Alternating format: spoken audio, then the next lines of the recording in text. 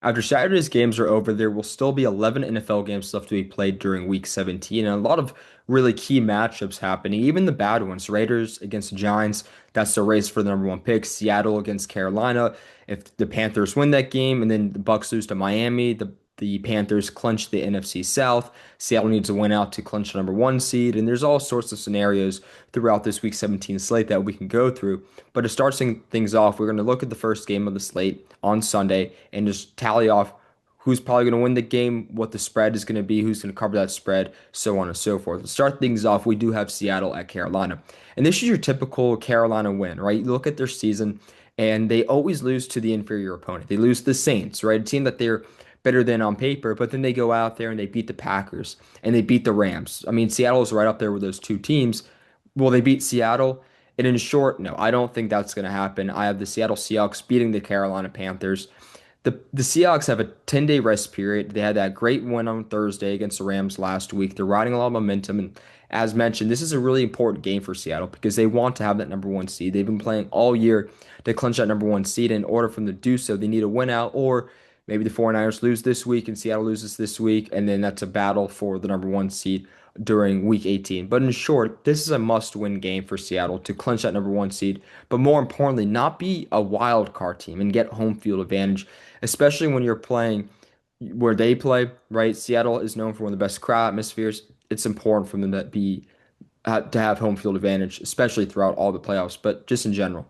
So aside the point, looking at this game, Seattle has a three-layer team. They're great on special teams. They're great on defense, and they're great on offense against majority of teams in the NFL. Carolina has a stout defense. They can really stop the run, but Seattle's not a team that relies too heavily on Charbonnet and Kenneth Walker in the run game. It's there if they need it, but they don't necessarily make their mark offensively that way. I think Jackson Smith is going to have a big game, or one of the receivers, Barner, is going to have a good performance potentially.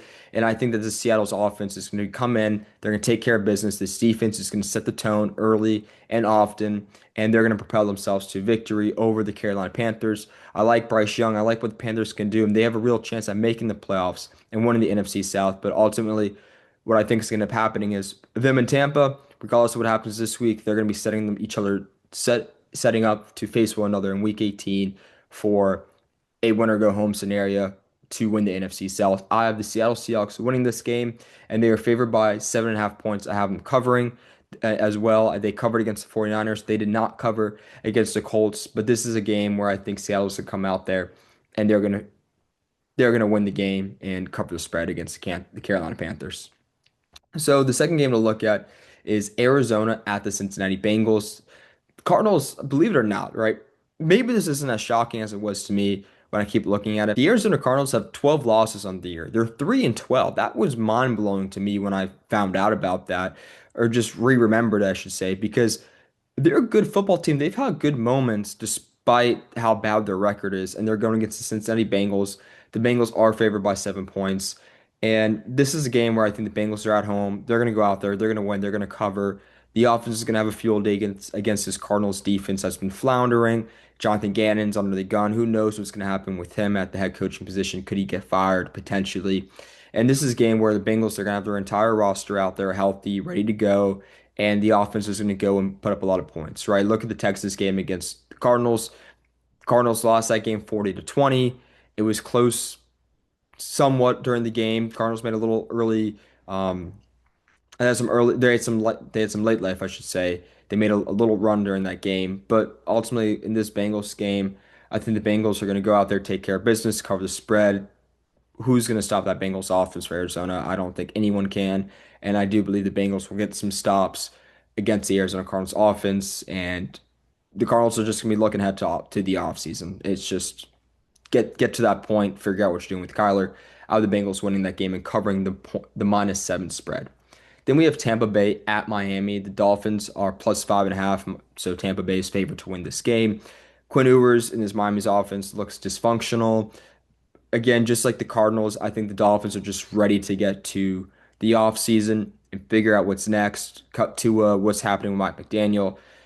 Are they going to keep him around? They should keep Mike McDaniel around, but ultimately that's what's going to be happening with this Dolphins team. In Tampa, they have something to play for. They're obviously a far superior team on paper compared to this Dolphins team. And I think the Bucks will go out there and win this game. Not that it will matter because at the end of the day, their fate's going to be decided in Week 18 against the Carolina Panthers. But I do expect Baker Mayfield and the receivers to have a good performance against this Miami Dolphins secondary. I do think that this Tampa Bay defense will get a couple sacks from Quinn Ewers, play solid defense. I mean, but mainly though, this is just a bad Miami Dolphins team, top to bottom, with Quinn Ewers in there, and the Bucks will go in, win, and cover the 5.5 point spread. Now we have Jacksonville, Indianapolis. The Colts are hosting. Jacksonville's favored by 5.5 points. The Colts are officially eliminated from the playoffs. Philip Rivers doesn't look good. Jonathan Taylor's been really, really bad since I would say 2 weeks before Daniel Jones was out for the year. Right when he started to feel that injury linger before he hurt his Achilles. Jonathan Taylor was sputtering. This offense was not looking great, and I don't expect much from this Colts team. Their secondary is still banged up, and it's going to remain that way. Obviously, they're not going to be able to stop Jacoby Myers, Brian Thomas Jr., Parker Washington. It's going to be a long day for the Colts. I have Jacksonville going in, covering the 5.5 point spread, winning the game. They're on fire. They've looked the best they have in forever. Trevor Lawrence is on his best 5 game span of his NFL career, and it's going to continue on against Indianapolis. New England at the Jets. The New England Patriots are minus 13.5, our first double-digit spread that we've seen so far. And Brady Cook starting for the Jets. The Jets are a dumpster fire right now. They're a mess. They've been getting blown out left, right, and center. This offense cannot function. And somehow it's gotten worse with every quarterback they've had. Justin Fields, Tyrod Taylor, obviously Brady Cook being the worst. He just hasn't looked good with this team, and it's hard to do so with the Jets in general. The Patriots, they have a lot to play for, right? They're 1 game behind Denver. Denver has a tiebreaker, but if the Patriots go out there and they win this game against the Jets, and then they win next week, and the Broncos lose next week against the Chargers, which is a possibility, then the Patriots would be the 1 seed. And the Patriots also have to, keep Buffalo off their butt right now to win the AFC East and to clinch it. But this is a big game for the Patriots. I expect nothing but covering the spread against the Jets and winning this game. They're favored by 13.5. I'm taking Patriots minus 13.5. Then we have the New Orleans Saints at the Tennessee Titans. The battles of the rookies. The Saints are favored by 2.5 points. And I love Tyler Shuck. If you know me, I'm a big Tyler Shuck guy. He has looked really talented. He's a willing runner. He's a really good passer. He's making Chris Olave finally come out of his shell for the first time in like 2 years. Jawan Johnson's been utilized well. This offensive line's performing pretty well for Tyler Shuck. The defense is playing inspired football. The Saints have won 3 straight games. I expect that to continue. And then you look at the other rookie quarterback situation with Cam Ward, and it's quite the opposite. They just had that big win over the Chiefs, but Gardner Minshew got hurt towards ACL. They were going against the third string quarterback, and the Chiefs, they're just waiting to get to the offseason. And not to try and discredit the Titans win, but I picked the Titans to win and cover that spread last week against Kansas City when they had Gardner Minshew. And it was more so an indication of the Chiefs not being all that good and just lumping around the next couple of weeks rather than the Titans being a world beater team. This is a rah-rah moment of like, hey, we beat the Chiefs. We beat a Super Bowl champion Chiefs team that won the Super Bowl last year. The Saints are playing great football. They're on fire and they're playing well. Kellen Moore has those guys ready to go. I'm going Saints to cover and win minus 2.5. In our last game of the 1 o'clock window, Pittsburgh at Cleveland. Pittsburgh is minus 3.5. So the Ravens, if they win against the Green Bay Packers, then in order for the Ravens to win the division, I should say, they need to beat the Packers and then beat the Steelers next week. And the Steelers have to go 0-2, losing to both the Browns and obviously the Ravens next week. The Browns are plus 3.5 in this game. They're at home. Pittsburgh's at Cleveland. I'm going with the Steelers to win and cover the minus 3.5. Obviously, Cleveland has one of the most dynamic defenses in the league. They're right up there with the Houston Texans and the Seattle Seahawks when it comes to top of the line defenses. But the way Pittsburgh plays, I don't think this defense is going to play a huge factor for Cleveland, right? Like what Cleveland does is they're really good at pretty much everything, especially rushing the passer. That's their bread and butter. Myles Garrett, he's trying to break that sack record that Michael Strahan set and TJ Watt tied, and he's gunning for it. But long story short, Cleveland feasts off of Our secondary is better than your receivers. Denzel Ward, Grant Delpit, we're all going to lock you up. Miles Garrett's going to sack you. Mason Graham's going to burst through the middle, have a lot of great production. And what does Pittsburgh do, though? What's been their offense all year long? Get the ball out fast, right? Snap to pass. Aaron Rodgers is leading the league in snap to pass rate among starting quarterbacks. They just check the ball out no matter who they're playing, no matter who they're going against, whether it's the bad Cincinnati Bengals defense or the vaunted Cleveland Browns defense or the Lions defense. All they do is they just flick the ball out. I know DK Metcalf is out for this game, which is a big deal. He's going to be out for the next 2 weeks. That's a big loss for Pittsburgh. But I just think that Aaron Rodgers is a very poised quarterback. He's been there, he's done that, and with the way Pittsburgh plays, it it counters what Cleveland is great at defensively. And then you have Jalen Warren, you have Kenneth Gainwell.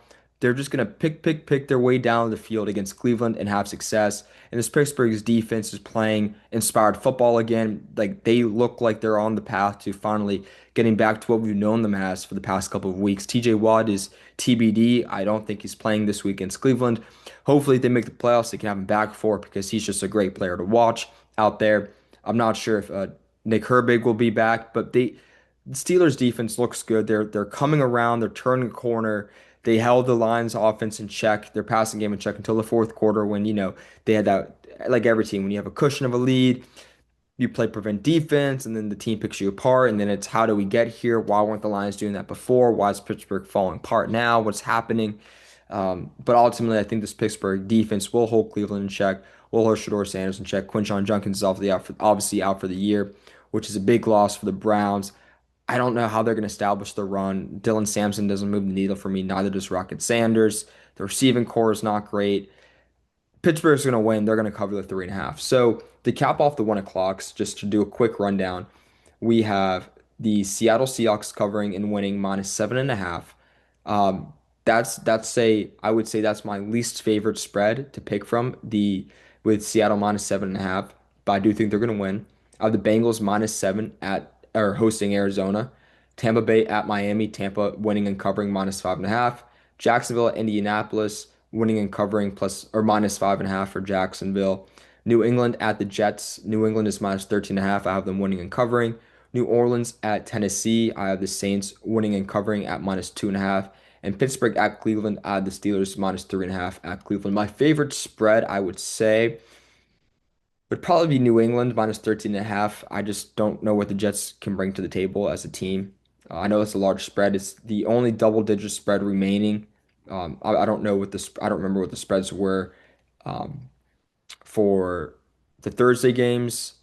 Um, I would think the lines for 7.5, and let's think about the other teams. The Cowboys game was a close spread, single-digit spread. And then, oh my gosh, it was a Thursday night. Uh, Denver Chiefs. I feel like that was single digit spread. So this might be the only double digit spread that we have for this week 17. But I like New England -13.5. So now we have two 4 o'clock, or yeah, two 4 o'clock games. The Giants at the Raiders and the Eagles at Buffalo. And the first one being the game to help determine who's going to have the number one pick. The Giants currently have the number one pick. The Raiders have the number two pick in the draft. The loser of this game gets one game closer to securing that number one pick.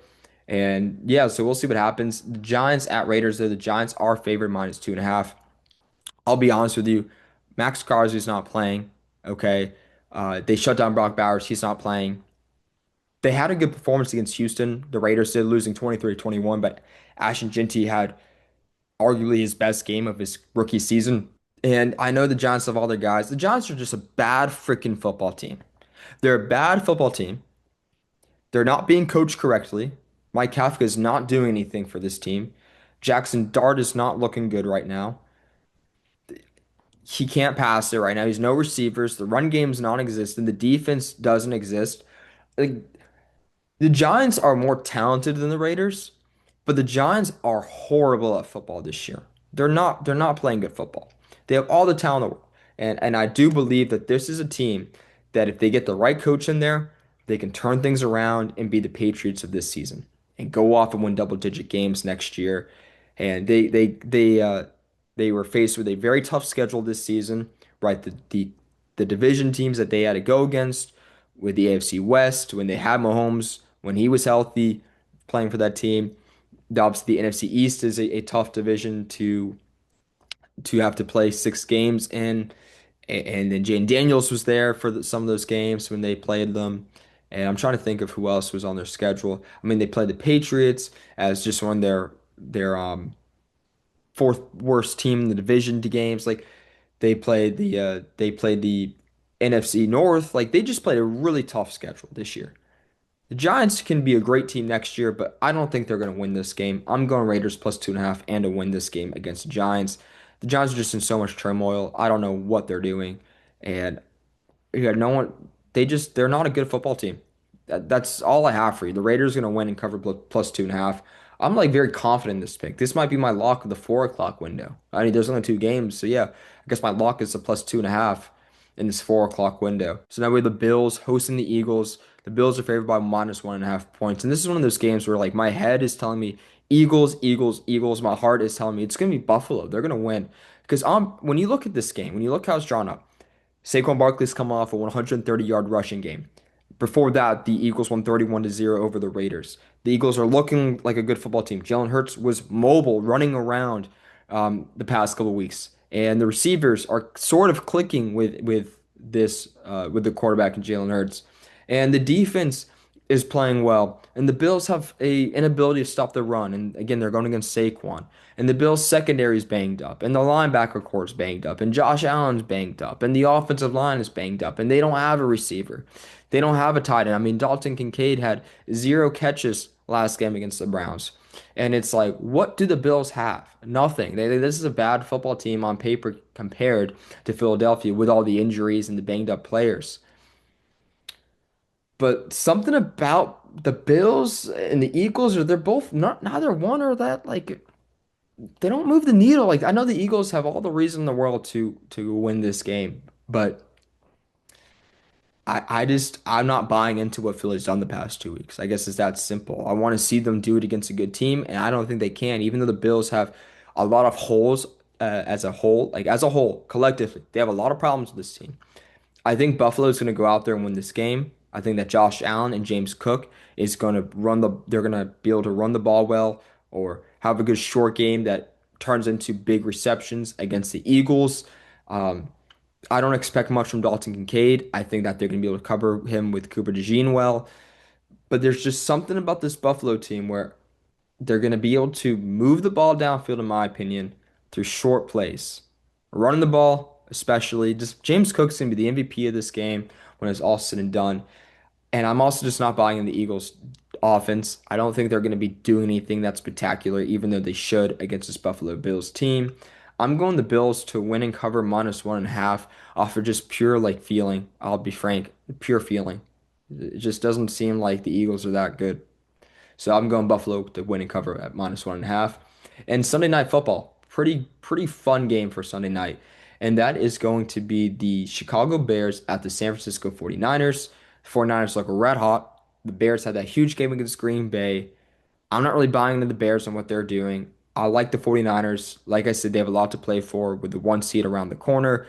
Win, lose, or draw in this game, they can clinch the 1 seed just by winning next week against Seattle. But I'm going to go with the San Francisco 49ers winning and covering this game. The offense, Brock Purdy's coming off of the best performance I've ever seen him have, of all time in his career. He's playing really good football. Christian McCaffrey is a tank. I know there's some statistic out there where if he's had like 27 touches or more in a game, they lose the next week. They're 0-4 in these scenarios. But I like what Brock Purdy's doing. And I know Christian McCaffrey, they're C-Mac reliant in some situations. But Brock Purdy, he's playing good football this year. We have to give him credit. Kyle Shanahan's unlocked something with his offense. They're more than Christian McCaffrey. So even if he does have a somewhat of a stinker, I do think the San Francisco 49ers offense is going to be clicking well. I'm not sure if Wright's going to be playing at corner for the Bears. He's questionable. Darnell Wright as well, the right tackle for the Bears. He's questionable to play.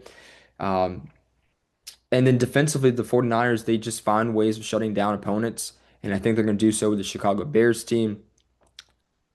I'd like the 49ers to win this game. I think Brock Purdy's playing really good football, and he's going to propel them to this victory, and they're at home, which helps a lot. And on top of that, like maybe this is one of those games where the Bears, they're coming off of this major, major high. What's going to happen when they have to go out there again and play an 11-4 49ers team at San Francisco? I'm going 49ers to win and cover -3.5. And Monday Night Football, last but not least, the Rams are at Atlanta. Atlanta's playing their best brand of football we've ever seen them play this year, having won 2 straight weeks in a row. They look good. Kirk Cousins has unlocked something with them. The Rams are going to win this game, and they're obviously the more talented team.